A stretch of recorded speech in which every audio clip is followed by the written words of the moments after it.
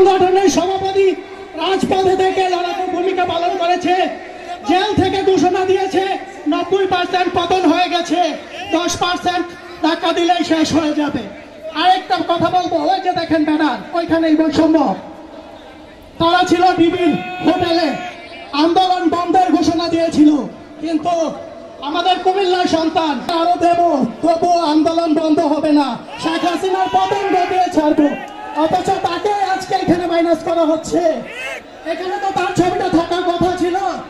কিন্তু আপনারা জানেন, গণ অধিকার পরিষদের এই পর্যন্ত কোন রাজনীতিতে টেন্ডারবাজি, দুর্নীতি, চাঁদাবাজি নাই। আমাদের সভাপতি কঠোর স্ট্রিক্ট এই বিষয়ে। আমরা সবসময় জনতার পাশে আছি, জনতার অধিকার আমাদের অঙ্গীকার। আসসালামু আলাইকুম। নিরাপত্তা আঁকড়ে ধরে আজ কুমিল্লায় যুব সমাজ গণ জোয়ার ঘটিয়েছে। এই জোয়ারের বাতাসে কুমিল্লাকে আমরা নতুন করে গড়ে তোলার স্বপ্ন দেখছি।